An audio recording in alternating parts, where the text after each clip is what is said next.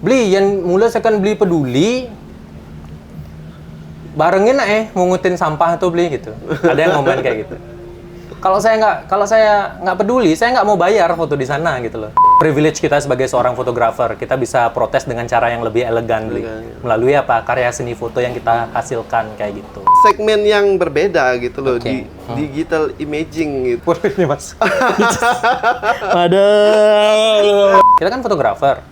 Kita dipanggil sebagai seorang fotografer itu kan karena kita punya kamera ya, beli ya. Bukan karena kita punya PC kan? Atau bukan karena kita jago di AI kan? Beli kamera mahal-mahal tapi nggak bisa dimanfaatkan dengan maksimal. Segitiga exposure nggak ngerti, framing nggak ngerti, komposisi nggak ngerti, how to direct client nggak ngerti. Swagger down the street with your red lips and funky beat. You better hold your head up to the sky. I'm gonna roll with you till the day I die.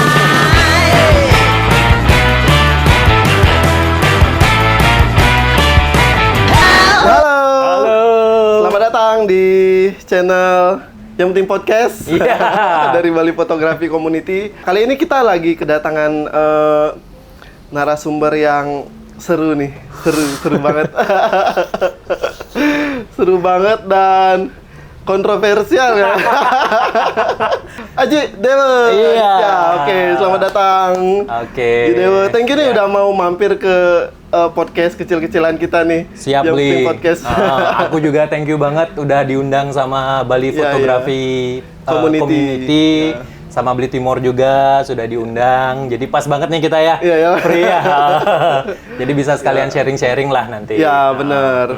Seperti kita tahu banyak konten-konten dari Ji Dewo ini yang berseliweran lah di mana aja di mainnya di TikTok, di Instagram ya. Kalau di Threads jarang sih Beli soalnya. Butuh effort untuk nulis soalnya. Iya, iya benar. Kontennya itu nusuk kita. Nusuk para fotografer di Bali. Enggak, itu sebenarnya cuma sengaja atau gimana? Lebih ke ini ya, Bli ya. Lebih ke sebenarnya itu untuk diri saya sendiri dan untuk kecintaan saya terhadap industri ini. Kesayangan saya terhadap industri ini, sebenarnya saya ngonten itu gitu. Sekalian sharing juga Bli kayak gitu. Nah, mungkin ada beberapa orang yang sedikit apa ya, halusnya itu tersentuh lah dengan konten-konten saya. Cuman apa ya, balik lagi itu bukan maksud saya untuk entah itu menyinggung mereka atau membuat mereka merasa apa ya dongkol atau bagaimana, itu nggak ada sama sekali. Jujur itu semua tuh atas dasar kecintaan saya terhadap wedding fotografi industri di Bali ini kayak gitu. Ya, lika-liku dunia fotografi lah ya. Kalau nggak ada yang gini kita nggak tahu ya. Nggak tahu ya kan, makanya saya ada yang speak ya adem-adem ayam. Karena kan selama ini saya lihat ya kok diam-diam semua gitu, tapi di belakang pada ribut kan gitu ya. Mending saya kontenin aja langsung, saya ngomong di publik. Ya udah biar didengar sama orang-orang sekalian gitu. Benar-benar. Dan balik lagi itu kan semua based on my opinion, Bli. Ya, jadi kan orang bebas beropini ya, berpendapat gitu. Selama tetap masih dalam ruang kreativitas. Dalam ruang kreativitasnya, dalam industrinya seperti itu. Ya, jadi tema kita kali ini tuh ya tentang creative movement ya. Jadi gimana kalian yang bekerja di dunia fotografi ini membuat pola pikir kreatif gitulah pada intinya lah. Semoga saya bisa menjawab semua itu ya. Aduh. Mengenal fotografi itu seperti apa sih dari awalnya? Mungkin bisa diceritain sekilas. Oke, Bli. Nah, jadi sebenarnya perjalanan saya mengenal dunia fotografi itu bisa dibilang panjang, tapi nggak panjang-panjang banget sih, Bli ya. Karena mungkin banyak senior-senior yang sudah tahu dunia ini itu jauh lebih lama daripada saya gitu. Tapi ya, saya pegang kamera tuh dari 2016, Bli. 2016. Sorry, mungkin late 2015 ya, 2015 akhir sampai 2016-an itu saya baru pegang kamera. Nah, sebelumnya zaman-zaman SMA itu kan inilah beli dulu banyaklah teman-teman mungkin yang dibeliin kamera DSLR dulu. Iya, Sama teman-teman sama orang tuanya kayak gitu. Nah, waktu itu ya paling saya minjem-minjem doang gitu. Hunting-hunting gitu. Pakai ini, pakai apa sih? Pakai ganti foto profile beli. Ya, ya. Nah, cuman waktu itu waktu zaman SMA saya belum punya kamera, jadi 2015 itu saya semester akhir di perkuliahan waktu itu dan pada saat itulah saya memutuskan untuk membeli kamera. Nah, jadi Kamera apa, Ji? kamera pertama saya itu adalah Fujifilm X-A5. Oh, berarti sampai sekarang juga masih Fujifilm ya? Sampai sekarang masih Konsisten Fujifilm, ya? masih konsisten Fujifilm. Fujifilm X-A5 itu dia entry level kamera waktu itu. Cuman waktu itu dia lumayan hype lah beli ya untuk Iya, iya. untuk karena kan waktu itu tahun-tahun itu tuh baru ini apa namanya pertama kali industri content creation itu baru muncul gitu beli. Karena Instagram juga baru-baru naik kan. Nah, kebetulan saya juga waktu itu lagi seneng traveling, jalan-jalan random gitu. Jadi ya itu saya memutuskan untuk membeli kamera itu gitu. Nah, dari sana startnya.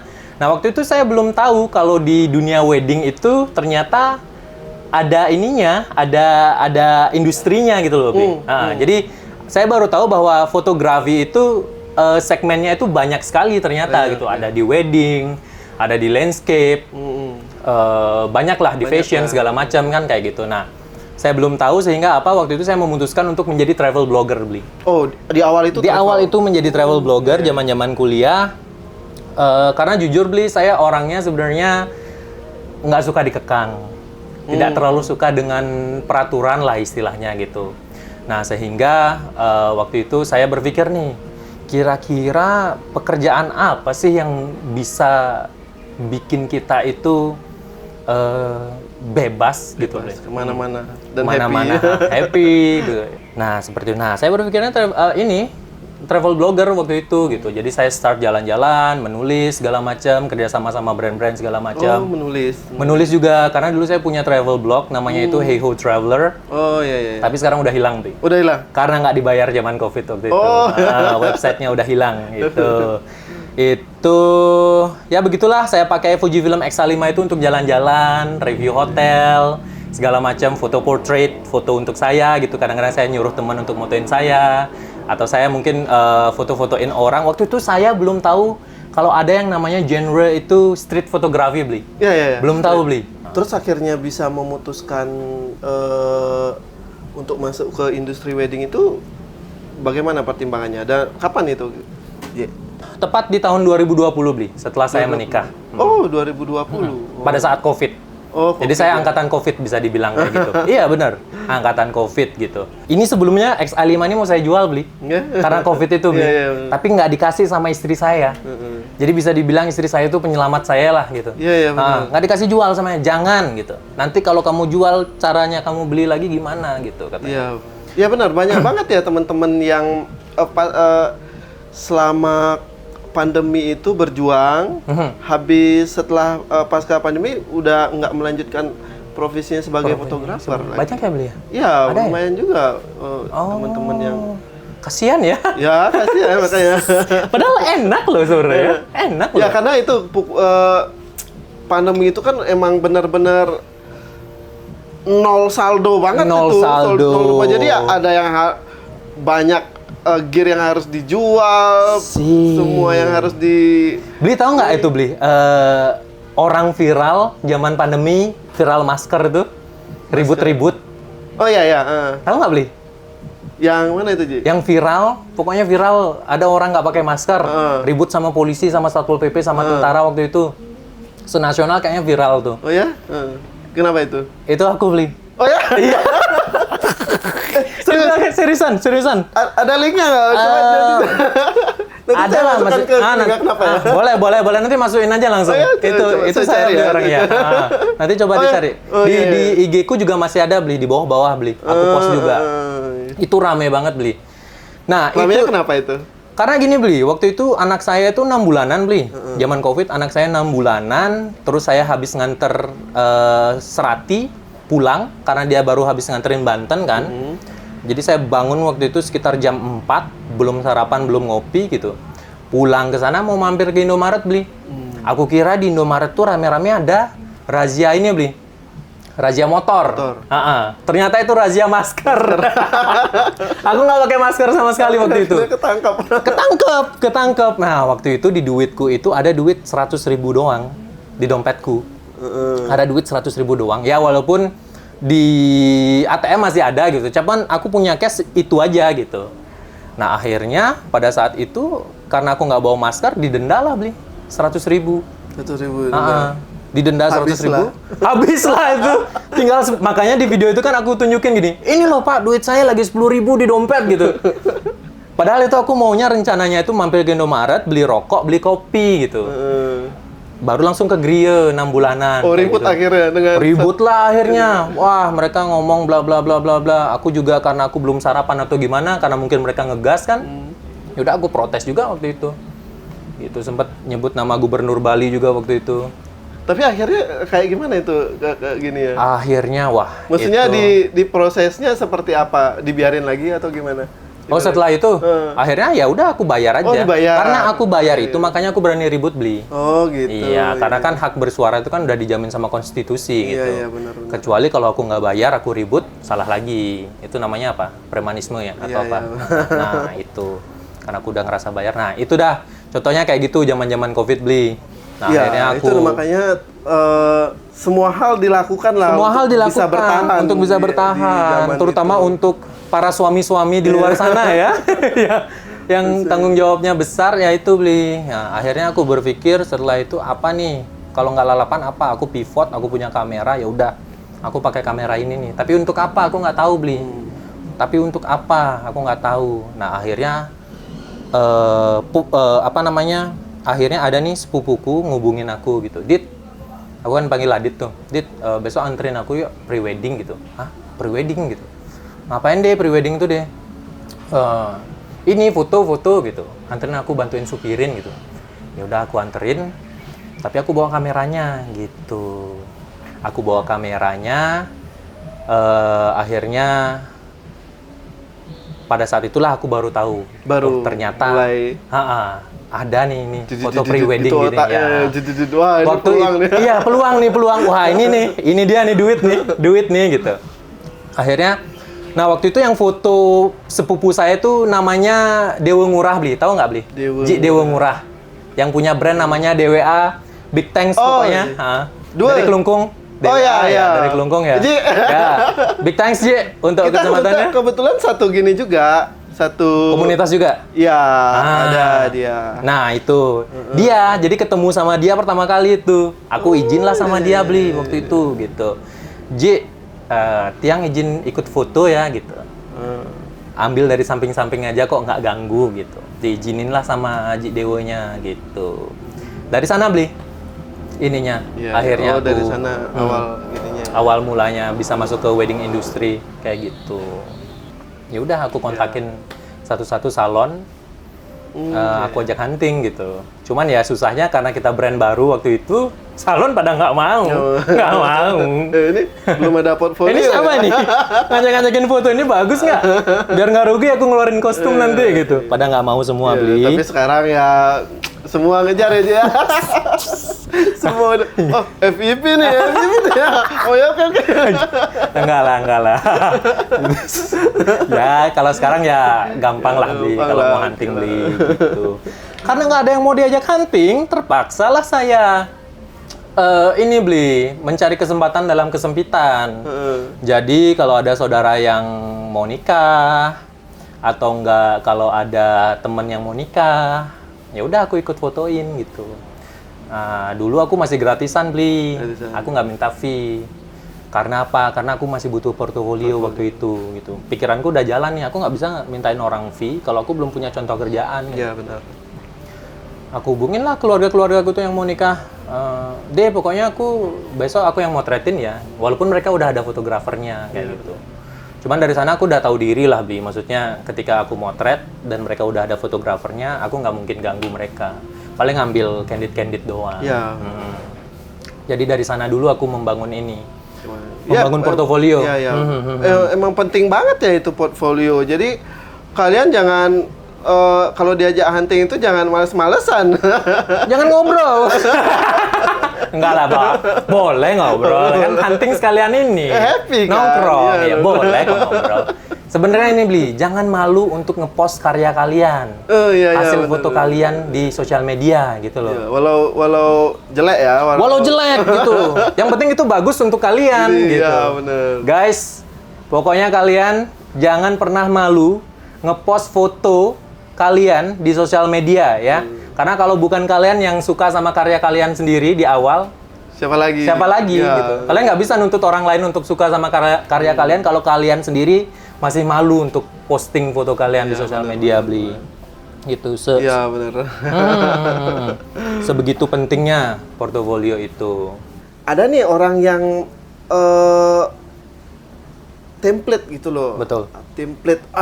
Karena industri wedding Bali itu yang saya lihat ya mentok Segitu-segitu gitu-gitu aja. aja, Ji. Gitu-gitu aja. Nah, kalau dari Aji sendiri gimana? Membuat kreatif itu seperti apa sih di industri wedding Bali itu? Sebenarnya gini, Bli. Aku pun waktu pertama kali terjun ke industri itu juga fotonya juga basic-basic aja, Bli. Template-template aja. Kita kan nggak tahu apa. Kita contoh apa yang udah ada di industri, gitu. Oh, ternyata kayak gini nih, posenya gini, gitu. Itu proses pembelajaran lah, Bli ya. Nggak ada orang yang baru awal mulai itu langsung jago, itu nggak ada. Kalau kata saya nggak ada. Karena saya sangat cinta sekali sama prosesnya itu saya sangat suka sekali gitu karena saya sudah terbiasa dari dulu membangun brand segala macam itu dari nol gitu. Jadi ya gitu, Bli. Di awal juga saya motretnya template, Bli. Sampai suatu ketika literasi saya semakin luas, referensi saya semakin luas. Dan itu tidak datang sendiri, Bli Timor. Referensi dan literasi itu tidak datang sendiri. Kita yang harus mencari. Harus mencari ya? Kita yang harus menggali dan mencari, Bli gitu. Saya mulailah melihat Dari mana kita mencari ya? dari sosial media, Bli. Sosial media. Ya. Kabar baiknya apa, guys? Kabar baiknya sekarang kalian mau belajar apapun semua sudah ada di internet, guys. Iya. Jadi bukan salah bukan salah orang lain kalau kalian nggak dapat informasi itu karena kalian aja yang males nggak mau nyari informasi, Bli. Iya, benar. Gitu. Nah, saya carinya dulu di Instagram. Saya coba searching kan gitu. Oh, ternyata di luar fotografer Bali masih ada nih fotografer lainnya dengan style yang unik-unik gitu. Seperti itu. Nah, saya ketemunya di Instagram, akhirnya waktu itu ketemulah Kevin Mullen. Ketemulah Kai Pictures namanya di mana? Dari Singapura orangnya. Oh, brand-brand luar semua ya? Brand-brand luar. Nah, aku ternyata foto pre-wedding itu bisa dibikin jauh lebih kreatif ya daripada foto-foto yang ada di wedding industry di Bali sekarang. Terutama yang untuk ini ya, untuk domestik Bali ya, tradisional Bali gitu. Iya.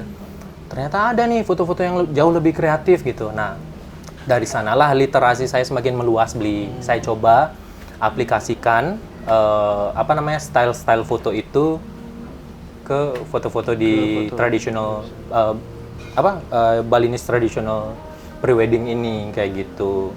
Dari sana saya coba untuk mengaplikasikan itu. Terus saya mulai nonton YouTube juga gimana sih caranya orang untuk membangun proses kreatifnya gitu. Membuat foto-foto yang kreatif. Oh, ternyata yang saya tahu itu adalah orang itu harus lebih sering memotret di luar pekerjaannya dia. Gitu. Contoh misalnya street photographer gitu. Jadi wedding photographer nih. Banyak nih kan teman-teman di industri wedding itu ketika dia nggak kerja mereka motret street di jalanan. Ya. Nah, itu saya coba juga gitu. Saya di sana itu saya belajar komposisi, saya belajar bagaimana caranya menangkap emosi yang tepat dari objek yang kita foto seperti itu. Saya belajar bagaimana caranya berteman dengan yang namanya ketidaksempurnaan gitu. Karena kan kalau kita foto di jalan itu kan serba nggak sempurna sebenarnya. Ya, jadi venue-nya, lokasinya itu ya udah itu apa adanya, nggak di setup sedemikian rupa kan. Jadi kita harus belajar berteman dengan ketidaksempurnaan. Kita memotret di street itu gitu.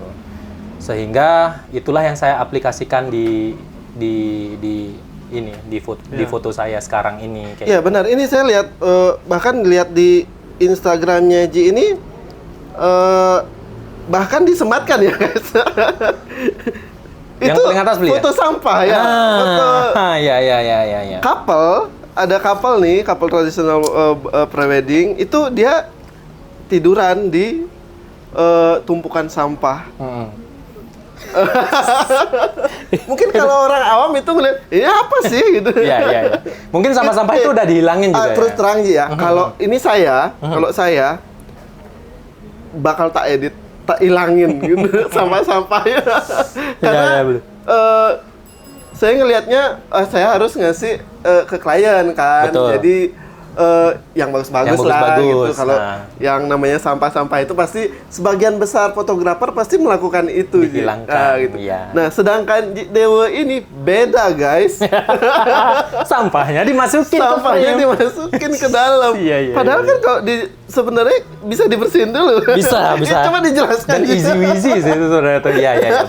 Nah, jadi itulah sebenarnya impactnya dari genre street photography itu sendiri, Bli. Oh iya, Betul. masuk ke combine. Bisa di-combine seperti Ke itu. street. Ke Ya, street benar. juga gitu. Karena kalau di street itu kan sampah itu udah biasa berserakan di jalan.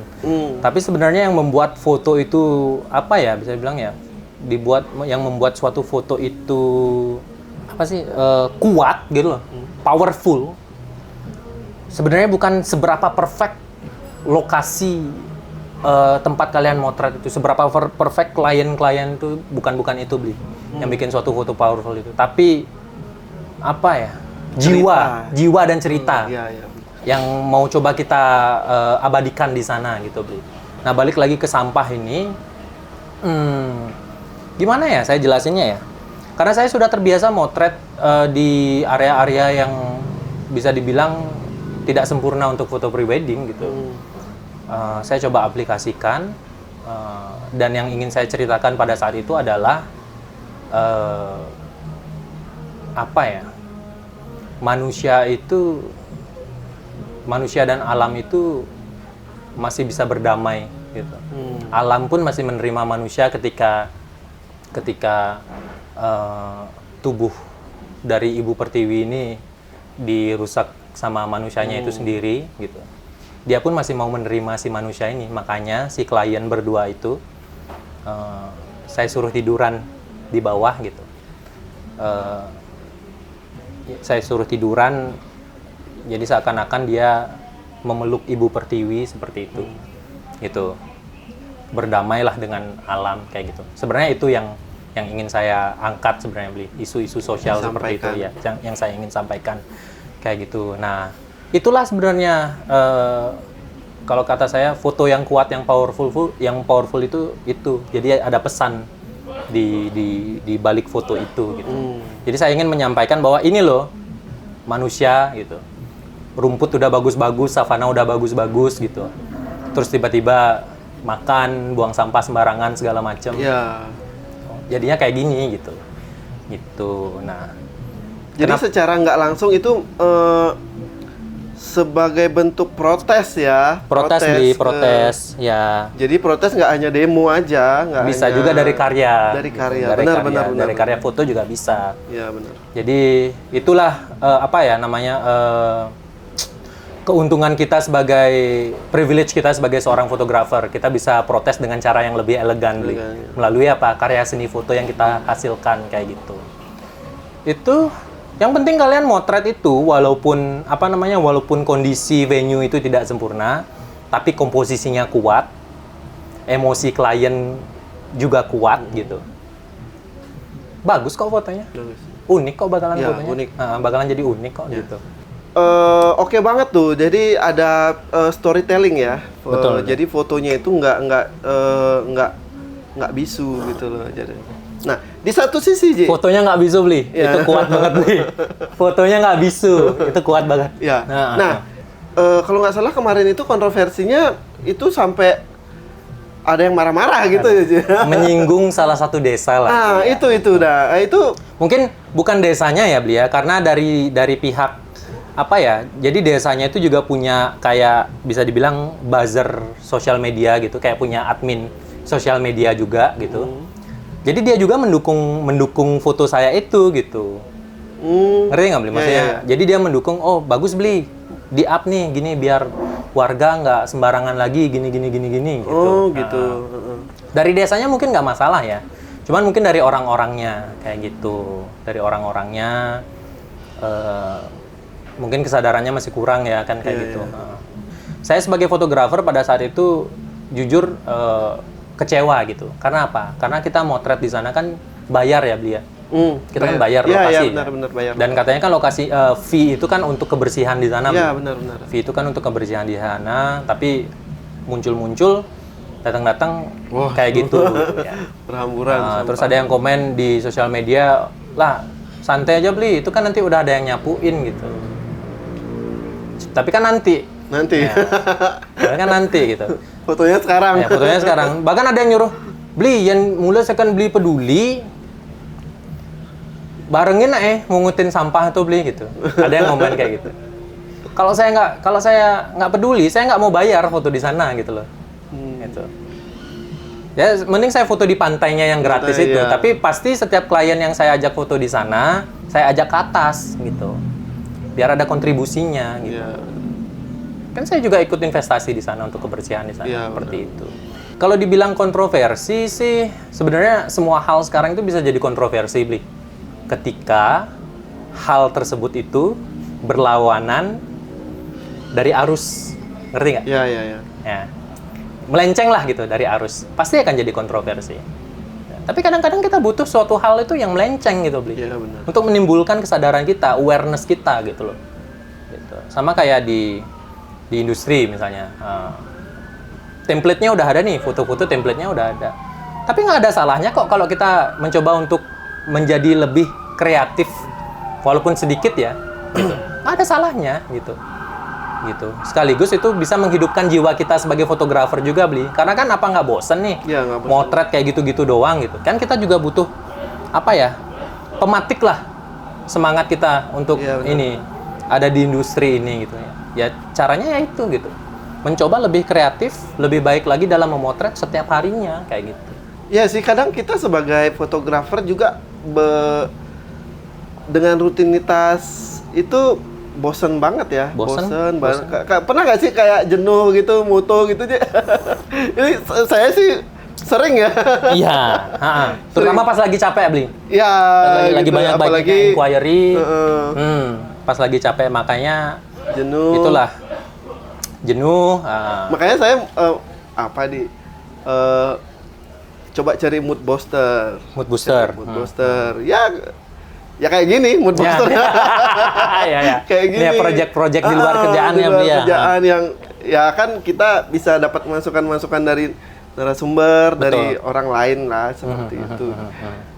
Membuat konten-konten terkait point of view, bagaimana sih point of view seorang fotografer itu bekerja di lapangan, bagaimana. Yang saya suka itu gini, skill directingnya, skill directing. Jadi, oh ya, gini ya cara direct klien biar, karena kan nggak semua bisa direct seperti itu kan, Ji. Kadang orang yang introvert itu ya udah senyum, coba ketawa ya. Jadi ketawanya, jadi nggak ketawanya itu nggak natural. Nah gitu, jadi skill directingnya juga bisa meningkat gitu loh. Jadi ya luar biasa banget sih kalau menurut saya dari apa yang udah Dewa lakukan itu. Jadi menjadi referensi lah buat kita baik sebagai fotografer baru ataupun yang udah lama berkecimpung. Itu, Ji. Iya, Bli. Bagaimana kreatif itu muncul dengan apa yang kita pegang. Oke. Kamera yang kita pegang nih. Kameranya harus yang mahal nih, yang full frame. Yang high end nih, yang Karena kemarin Aji Dewa juga ikut komen ternyata. Komen saya sempat mampir ya, Sekarang kita klarifikasi ya.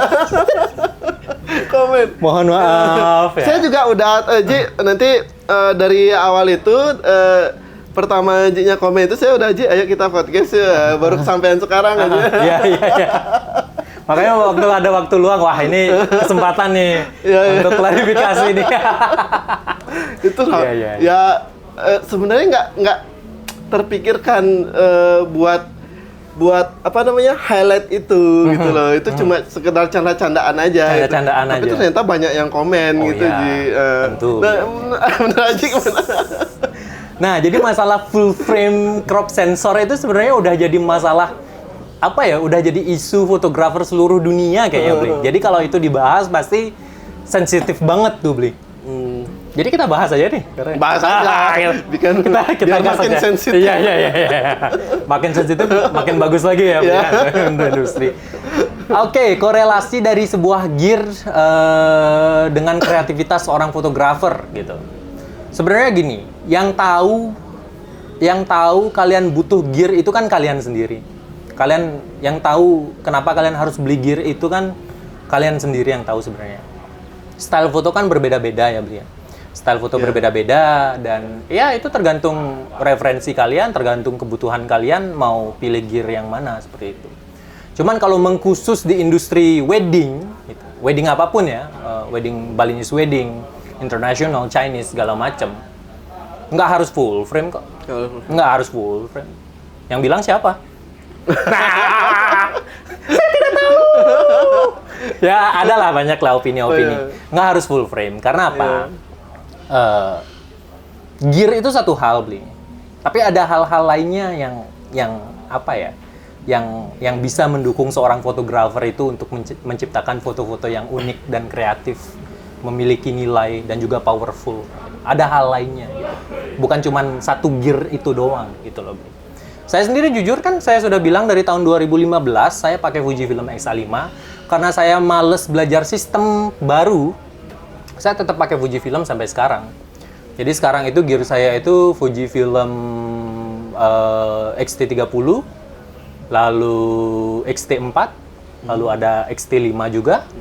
Lalu di sini juga ada XM5 dari Fujifilm. Itu dari Sinar juga gitu. Disupport sama Sinar. Itu saya pakai motret dan kamera-kamera yang saya miliki itu semuanya crop sensor, Bli. Semuanya APS-C, semuanya APS-C gitu. Jadi dan akhirnya apa? Akhirnya saya tetap bisa survive di industri ini gitu. Ya, tetap bisa Survive. Saya bisa menciptakan karya-karya seni foto yang sesuai dengan apa yang saya inginkan gitu. Saya bisa meluapkan kebebasan saya dalam berkarya dengan hanya seonggok kamera APS-C gitu. Jadi nggak harus full frame. Kalau misalnya kalian mau masuk ke industri wedding ini gitu, nggak harus full frame. Nah, hal-hal lainnya yang saya bilang tadi itu selain kamera itu pertama apa? Pertama skill yang kalian butuhkan, skill lainnya yang kalian butuhkan. Pertama apa? Komunikasi. Komunikasi penting. Karena apa? Karena kita akan ngobrol dengan klien, keep in touch dengan klien segala macam. Bagaimana caranya membuat mereka nyaman pada saat kita directing gitu. Bagaimana caranya membuat mereka agar tidak tersinggung ketika kita directing gitu. Itu penting skill komunikasi itu dan itu masih banyak teman-teman yang belum sadar akan hal itu gitu. Jadi ya udahlah, pangkuala ngidang motret kan gitu. Yang penting hasilnya luwung gitu. Men. Foto bagus itu yang memang harus kalian sebagai fotografer, kalian harus buat foto yang bagus itu udah keharusan gitu loh. Ya kan, Bli? Ya. Tapi hal-hal lainnya itu sebenarnya yang lebih penting. Kalau saya, prinsip saya itu adalah bagaimana menimbulkan client's experience yang positif selama sesi foto. Karena selain hasil akhir foto yang mereka dapatkan itu yang mereka ingat, tapi pengalaman mereka selama di potret itu juga sangat-sangat valuable, berharga dan berkesan. Tuh. Jadi saya semaksimal mungkin berusaha untuk membuat klien saya itu nyaman di lapangan gitu loh. Itu komunikasi. Lalu yang kedua apa? Zaman sekarang itu polanya udah berubah, Bli, gitu. Jadi orang nggak harus punya toko dulu baru bisa jualan, ya kan? Nggak harus punya studio dulu baru bisa jualan. Kalau zaman dulu kan mungkin kalau mau jadi fotografer ya harus punya studio, misalnya studio foto segala macam. Sekarang nggak gitu. Sekarang kalian bisa jual foto kalian itu hanya dengan sekali klik lah, bisa dibilang kasarnya gitu. Klik sekali gitu, masuk ke Instagram, ke TikTok segala macam, Ya udah, semua orang udah ada. semua platform udah tahu tinggal gitu. Beda kayak dulu ya, harus Beda kayak gimana dulu. caranya. Beda kayak dulu. Dulu gimana ya? Aku denger-denger katanya ada yang cuman ngandelin word of mouth aja, mulut ke mulut, ya kan? Iya, benar. Sekarang udah global Udah banget, global bisa. gitu. Foto kita udah bisa terbang kemana-mana. Kemana-mana, Bli. Benar. Jadi tinggal kita bagaimana cara memaksimalkan itu. Jadi komunikasi, sosial media, skill sosial media itu skill bersosmed, lalu marketing, sales, termasuk public relation juga. Iya. Itu semua harus jadi satu kelengkapan Bli, untuk seorang fotografer. Kalau mereka mau maju ya. Tapi kalau mereka mau yang slow aja ya nggak apa-apa, nggak usah dipelajarin gitu. Tapi kalau mereka punya ambisi yang besar, semua itu harus dipelajari gitu. Nggak kayak dulu lagi ya, Bli. Mungkin kalau dulu cukup punya kamera, terus bisa motret, fotonya bagus sudah cukup gitu. Kalau sekarang kayaknya udah nggak relate lagi gitu. Even dari dulu pun sebenarnya juga kalian juga harus punya skill komunikasi yang baik ke klien. Ya benar. Jadi kreatif itu nggak cuma hanya sekedar kita mengandalkan sebuah gear ya. Jadi banyak aspek yang membuat sebuah karya itu kreatif gitu ya. Betul. Ya, benar. Kalau dibilang aku pernah pakai full frame, aku pernah pakai full frame. Oh ya pernah. Iya, kalau aku kerja misalnya second shooterku semua beda brand kok. Aku nggak pernah yang fanatik yang namanya dengan harus brand ini nggak gitu. Second shooterku mau pakai brand lain nggak apa-apa gitu. Mereka full frame nggak apa-apa. Aku dibilang pakai full frame gitu. Takutnya gini loh, Bli. Takutnya gini. Opini-opini semacam ini akan membuat teman-teman yang baru ingin masuk ke industri itu, adik-adik yang baru mau belajar fotografi itu, pressure-nya terlalu tinggi, Bli. Oh iya, Belum standarnya terlalu gitu ya. tinggi. Belum apa-apa Untuk udah memulai harus beli kamera full frame yang ya. harganya puluhan juta kan gitu. Iya benar. Yang kasihan siapa? Yang kasihan pertamanya adik-adiknya, lalu kedua orang tuanya dimintain beli kamera. Ya. Karena kan si adik ini kan dia belum ngerti. Belum ada pemasukan ya. Belum ada pemasukan dan belum ngerti sama sekali tentang fotografi, Bli. Kayak gitu. Jadi ya takutnya itu standarnya terlalu tinggi. Jadinya apa? Jadinya bibit-bibit unggul yang baru ingin masuk ini dengan kreativitasnya yang mungkin lebih tajam ya, Bli ya. Yang lebih oke ya dan unik lagi. Mereka takut untuk masuk, sehingga tidak jadi masuk. Alhasil apa? Industrinya tidak berkembang jadinya, gitu. Contoh nih, ini udah terbukti loh, Bli. Sekarang kebanyakan teman-teman, anak magangnya, itu kadang-kadang kameranya lebih bagus daripada kamera tempat magangnya. Ownernya gitu. Baru lulus SMK atau baru lulus kuliah kameranya apa? Udah yang high-end Ya. kameranya. Termakan standar ya. Termakan standar. Tapi apa?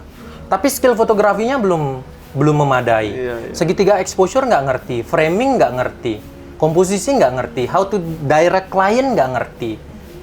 Itu kan bakalan jadi ini dia, efek bola salju jadinya, Bli. Gitu. Beli kamera mahal-mahal tapi nggak bisa dimanfaatkan dengan maksimal. Kayak gitu.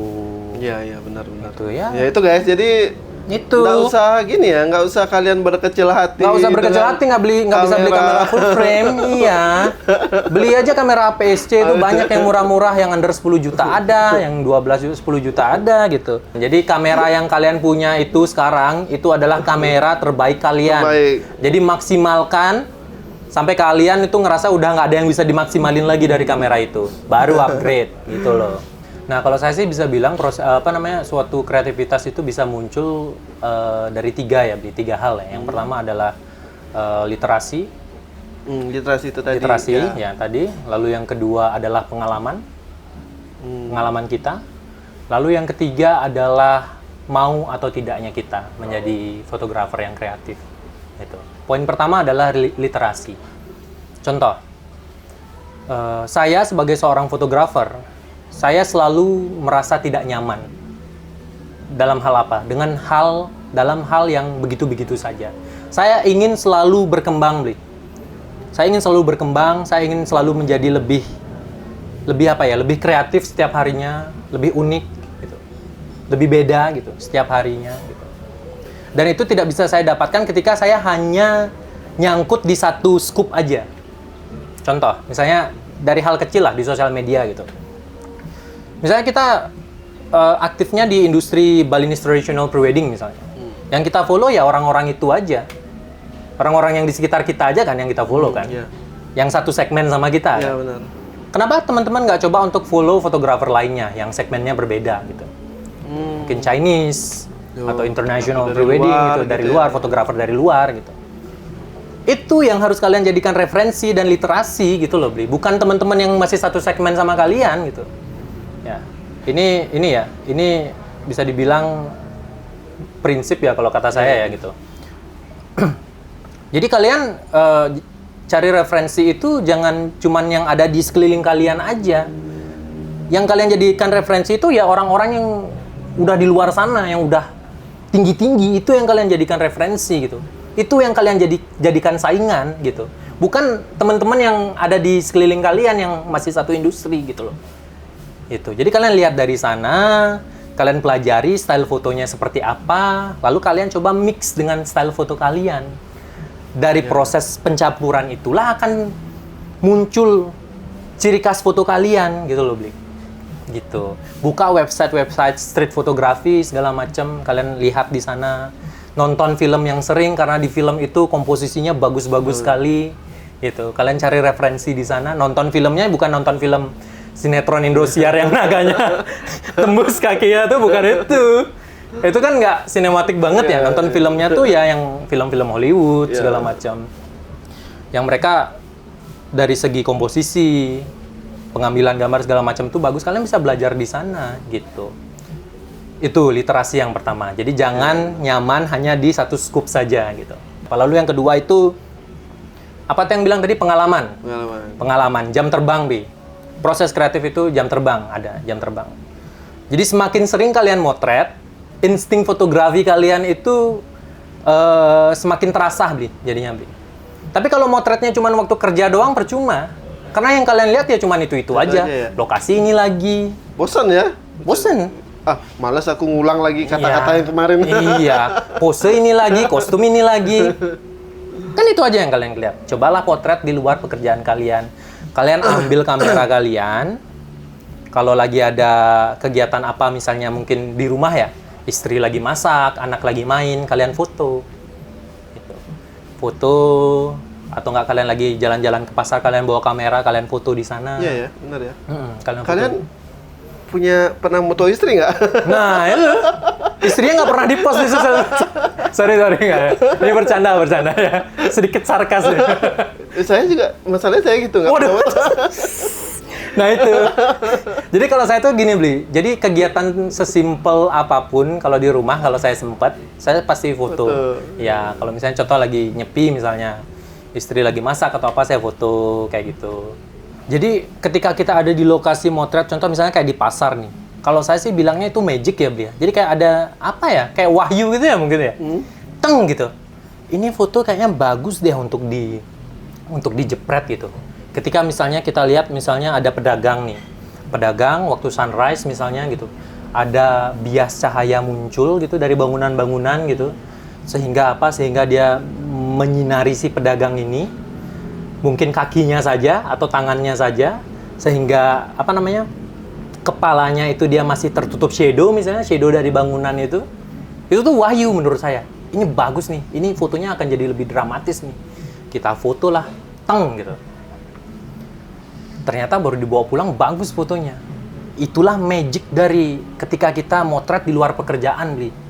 Momen-momen yang tidak terduga itu. Kan sama seperti wedding. Wedding kan juga banyak momen-momen yang tricky, yang tidak terduga gitu. Jadi insting kita terasanya di sana, Bli. Kita dapat inspirasinya dari sana gitu. Sehingga apa? Makanya kalau di workshop saya ya, saya ada beberapa teori yang selama ini saya gunakan selama foto itu. Contoh misalnya kayak using gesture to create amazing picture gitu misalnya. Menggunakan gestur tubuh untuk menciptakan sebuah foto yang luar biasa gitu. Contoh misalnya, anak-anak pada main petak umpet. Bli pernah ini nggak? Pernah ngebayangin nggak kalau pose waktu kita ngitung itu, ngitung waktu lagi petak umpet itu, bisa kita aplikasikan waktu pre-wedding? Bisa dong, bisa. Contoh misalnya ada background flat gitu, kita mau bikin foto minimalis gitu. Si couple ini, pasangan ini suruh dia menghadap ke belakang, dia kayak gini aja di tembok itu, yang mungkin putih warna temboknya, kayak gini aja. itu fotonya misterius loh jadinya. Nah, jadi menggunakan gestur manusia untuk foto prewedding itu bisa gitu. Gestur orang lagi pemanasan, misalnya lagi stretching kayak gini, itu bisa. Orang lagi jongkok, lagi bengong juga bisa. Banyak kok saya kalau di workshop itu teori-teori. Sama ini, using crowd to be proud. Using crowd to be proud itu maksudnya adalah menggunakan keramaian untuk membuat diri kita bangga gitu loh. Selama ini kan teman-teman kebanyakan kalau udah rame, bocor itu pasti udah yuk cari tempat yang sepi gitu. Stres. Kleng ini lokasi rame aja. Kleng gitu. Justru menyalahkan lokasinya gitu loh. Yang salah itu bukan lokasinya. Yang salah itu kalian karena kalian kurang berpikir kreatif sebagai seorang fotografer gitu.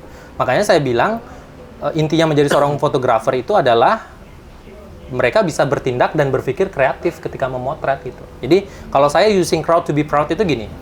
Contoh misalnya kayak di Desa Tenganan. Oh, banyak ada warga Desa Tenganan lagi berkegiatan gitu. Kalau memang posisinya bagus gitu, komposisi dari si orang-orang ini bagus, ya udah kita taruh di sana aja si couple-nya gitu. Kita foto, bagus juga jadinya. Ada kok fotonya di ini saya. Bagus juga kok ada orang-orang berkegiatan di belakang itu gitu. Jadi gitu. Itu magicnya dari kita memotret di luar pekerjaan. Nah, lalu yang kedua, apa ya tadi? Mau atau tidak, Bli? Mau atau tidak? Kan kebanyakan sekarang orang, aku pingin nih fotoku biar beda dari yang lain gitu. Tapi dia nggak pernah memulai untuk menciptakan sesuatu yang beda gitu. Dan masih nyaman ngedirect kliennya dengan pose itu aja gitu, cara-cara itu aja gitu. Mereka nggak mau gitu. Sekarang masalahnya kamu mau atau tidak? Kalau kamu mau, start belajar dari sekarang. Kalau teman-teman mau, start belajar dari sekarang. Gitu. Pelajari gitu. Motret gitu. Follow-nya jangan orang-orang di sekitar, follow-nya orang-orang yang di luar yang udah tinggi gitu. Itu yang kalian jadikan saingan gitu. Gitu Bli kalau kata saya sih. Jangan gengsi ya. Jangan gengsi. Karena kita gengsi buat follow orang. Ada lagi Bli. Nggak follow nih, tapi posenya dicontek ada. Iya seriusan, tapi nggak follow. Itu kan menikah. Ya bukan saya mau pingin di follow ya, tapi kan maksudnya come on gitu loh. Gitu. Apresiasi lah. Gitu. Kau masalah kok. Contek-contek aja, nanti bikin yang baru lagi. Itu Bli, maksud saya Bli. Iya, benar. Siap. Jadi itu ya. Buang jauh gengsi itu. Ya, saya sendiri pun nyontek, tapi nyonteknya dari interaksi masyarakat gitu loh Bli. Gitu. Ya, balik lagi kan sekarang kalau dibilang karya yang pure itu sebenarnya agak susah ya kita membedakan ya. Karya yang pure itu ada enggaknya itu kan susah. Karena sekarang literasi makin banyak, referensi makin banyak. Sekarang tergantung bagaimana kita memix and match itu aja sebenarnya. Saya lihat status itu menurut saya keren sih. Statusnya itu in memory of photography. A witness to dapat aja Bli ya. Keeper of light killed by AI. Nah, ya. Berarti Aji ini seseorang yang berada di penentang AI. Itu gimana sih menurut Ji? Kenapa? Kan gini Ji, apa ini menurut saya ya? Kan bisa beriringan gitu Ji. Kita bisa ikuti perkembangan teknologi gitu loh Ji. Betul. Menurut saya. Tapi kalau dari Aji sendiri kan kayaknya kontra banget gitu loh dengan AI ini. Apa yang Aji Dewo tuh lihat gitu dari AI ini gitu loh? Kalau dibilang kontra banget sih enggak juga sih Bli ya sebenarnya. Enggak juga, karena saya sendiri juga masih memanfaatkan teknologi AI itu walaupun nggak banyak gitu. Contoh misalnya kayak di Lightroom nih, atau Photoshop gitu. Lightroom atau Photoshop gitu. Kalau kita beli yang resminya, itu kan udah didukung sama teknologi AI-nya kan gitu. Jadi kita lebih gampang untuk selection objek segala macam. Lebih gampang untuk meng-erase objek segala macam gitu. Itu kan kita tinggal apa sih namanya tuh? Tinggal di masking aja, di linkerin aja, terus klik apa adjust segala macam udah hilang kayak gitu. Saya masih pakai itu untuk menghilangkan objek-objek yang menurut saya nggak penting gitu. AI ini bisa menjadi, kalau kata saya sih bisa menjadi pisau bermata dua, Bli. Kalau kata saya, ketika dia, ini khusus untuk industri fotografi ya, ketika dia digunakan secara berlebihan. Secara berlebihannya itu seperti apa?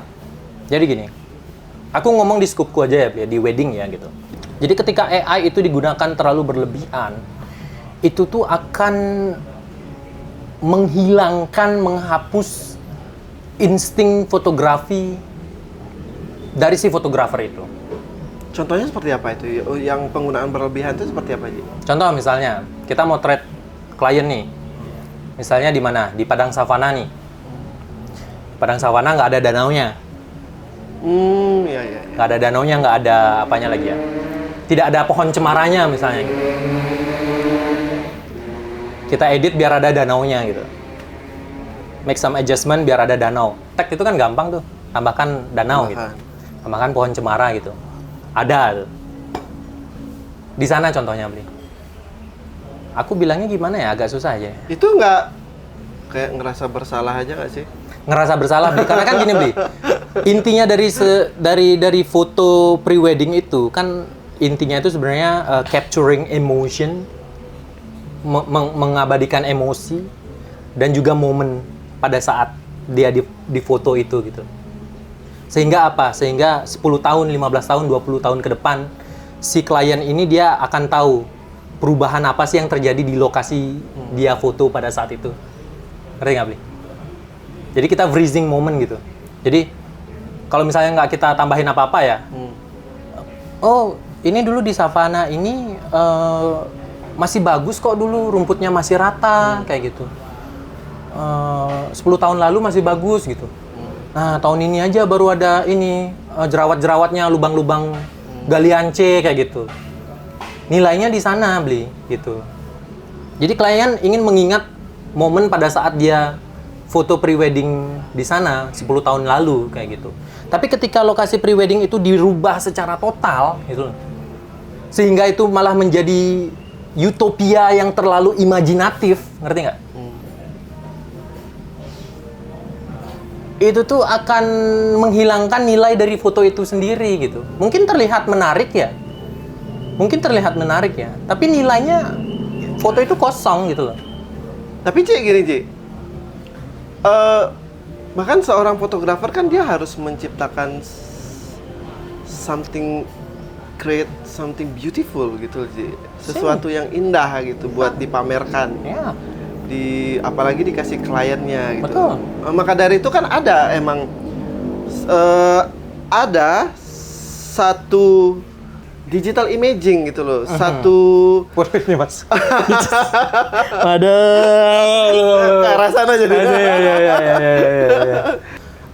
Oke, sebelumnya saya juga nggak mau ya menyinggung teman-teman yang apa namanya? Sempat kontroversi juga kan masalah bilang nggak harus ngeditnya nggak terlalu banyak kok gitu, cuman kayak skin tone segala macam, basic tone segala macam gitu. Itu kontroversi terus. salah terus. Gimana dong? Ya. Cuman balik lagi, ini opini saya pribadi, ya kalau mau diikutin monggo, kalau tidak setuju ya jalankan apa yang sedang kalian jalankan sekarang. Ini kan hanya menjadi sebuah insight untuk perkembangan industri ini gitu, Bli. Saya tidak bermaksud untuk menjatuhkan individu, brand segala macam, tidak gitu. Ini jujur dari pendapat saya saja gitu. Nah, balik lagi ke digital imaging atau penggunaan AI itu. Aman-aman aja kalau kita mau pakai AI, Bli. Yang penting tidak berlebihan gitu loh. Karena gini, tidak berlebihan. Jadi, let's say kita kan fotografer nih. Kita dipanggil sebagai seorang fotografer itu kan karena kita punya kamera ya, Bli ya. Karena kita bisa menggunakan kamera ya secara profesional ya kan. Dipanggil seorang fotografer kan. Bukan karena kita punya PC kan. Atau bukan karena kita jago di AI kan. Iya nggak sih? Kita dipanggil fotografer kan karena kita punya kamera dan kita bisa menggunakan kamera itu dengan maksimal. Kayak gitu. Nah, ketika suatu foto itu 80%-nya mengandalkan AI dan 20%-nya mengandalkan skill fotografi kalian, itulah yang saya sebut berlebihan gitu. Itu yang tidak baik. parahnya lagi, fotografer itu skillnya makin tidak dihargai karena mereka makin males untuk motret di luar. Cukup pakai green screen aja, motret track gitu. Backgroundnya dirubah semua. Jadi apa yang kita tahu selama ini segitiga exposure, komposisi, how to directing client, segala macam, semuanya hilang gitu aja. Fotografer males lagi motret. Gitu. Ada loh itu, Ci. Oh ya? Prewedding. Kita ngirim foto gini aja. Foto selfie aja, nanti dia bakal ngerubah itu. Kita jadinya pakaian gaun dengan background. Itu murah ya, cuma 30.000 ganti muka. Pre-wedding 30.000 ya. Ya kalau sekarang mungkin masih enak ya. Sekarang masih bisa kali ya. Tapi nanti nih itu maksudnya takutnya itu. Jadi orang itu udah nanti bisa tidak menghargai profesi ini lagi gitu. Untuk sekarang mungkin kita masih dihargai ya sebagai profesi yang bisa dibilang menarik lah dari segi cuan dan juga pekerjaannya gitu, ya kan? Tapi nanti ketika orang sudah terbiasa dengan penggunaan AI yang berlebihan, orang udah nggak mikir, kenapa saya harus bayar mahal, sedangkan kamu aja cuma butuh foto selfie-mu, foto selfie kita untuk bikin foto bagus gitu loh. Kenapa saya harus bayar mahal? Cukup bayar 30.000 aja udah gitu. Udah nggak ada rasa bersalahnya banget. Takutnya di sana takutnya di sana gitu. Guys, kita itu dipanggil sebagai seorang fotografer itu bukan karena kita punya PC yang bagus, bukan karena kita jago AI, tapi karena apa? Karena kita pakai kamera. Karena kita bisa pakai kamera dan kita bisa memaksimalkan fitur dari kamera itu yang notabene orang-orang lain tidak paham. Itu kenapa kita dibayar mahal, guys, gitu loh. Itu di grup ya, itu ribut itu. Bener-bener asli. Maksudnya kita nggak mikir itu editan. Tapi terkonfirmasi setelah yang punya foto, ini foto saya kok mukanya beda gitu. Dari beberapa fotografer. Jadi dia comotnya gini, Ji. Dia comot ambil ini foto. Di Bali, Bli? Di Bali. Wedding Balinese tradisional. Balinese tradisional. The fuck? Jadi dia ambil comot fotografer ini, fotonya. Comot fotografer ini, fotonya.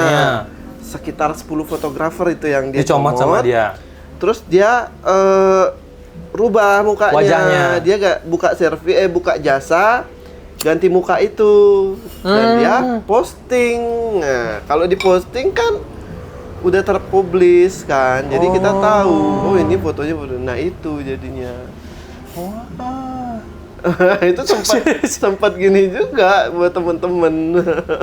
Wah, ini mah hancur ini ya. Takutnya kan gitu ya, Ji. Iya, jadi benar. orang kita udah susah payah, udah belajar, wardrobe, bayar lokasi, bayar fotografer, organize semuanya. Iya, benar.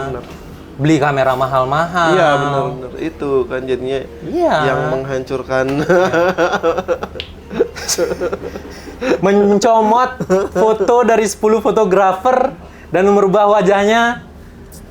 Kayaknya Anda cocok jadi ini deh, animator One Piece.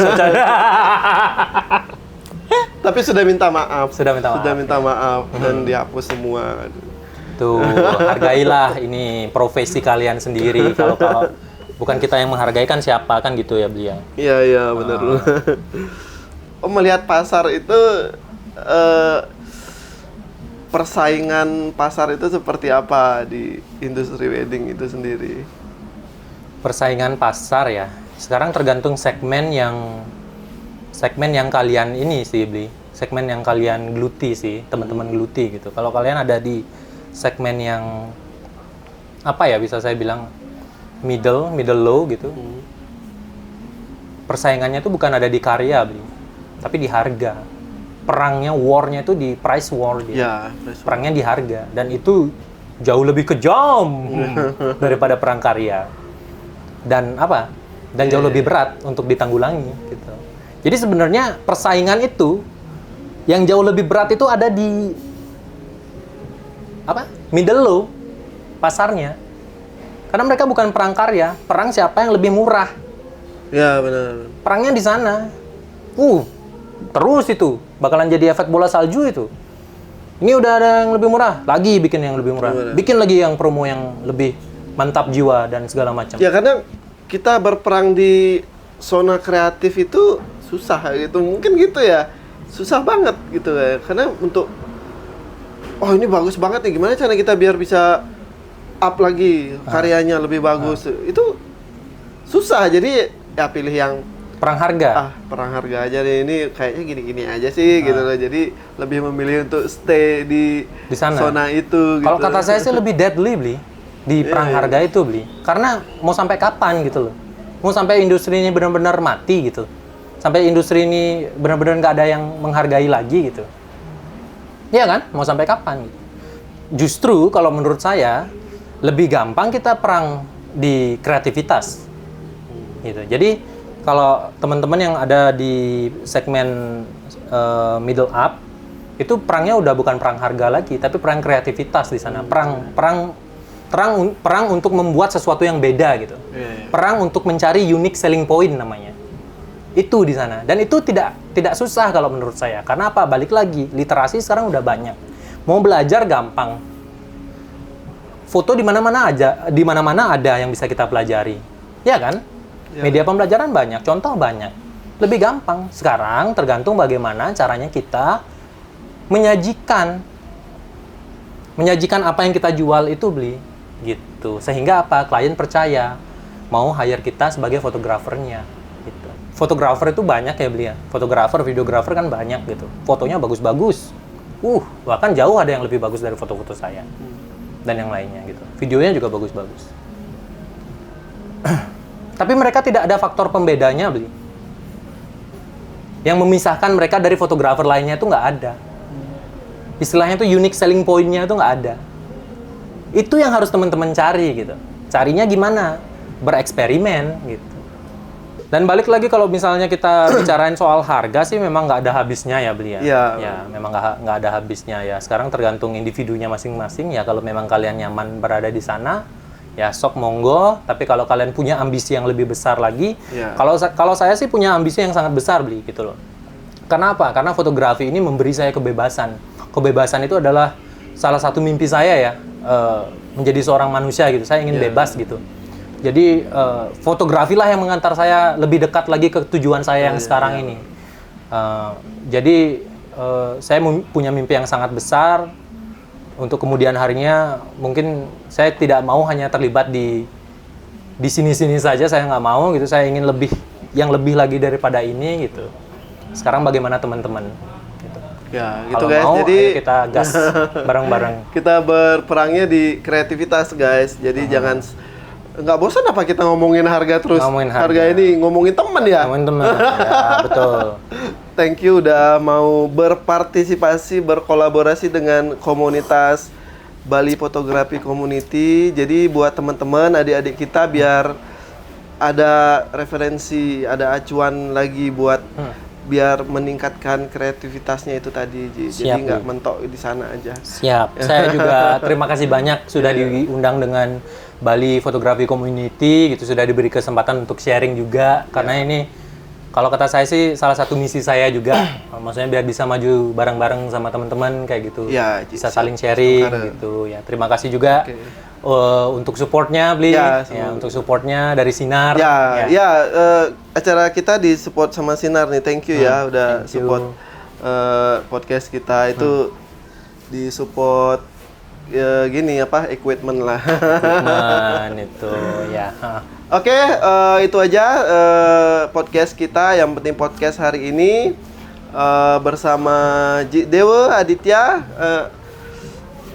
Dewa Snapshot. Dewa Snapshot. Ya. Jadi Instagramnya ini. Ya. Di atas.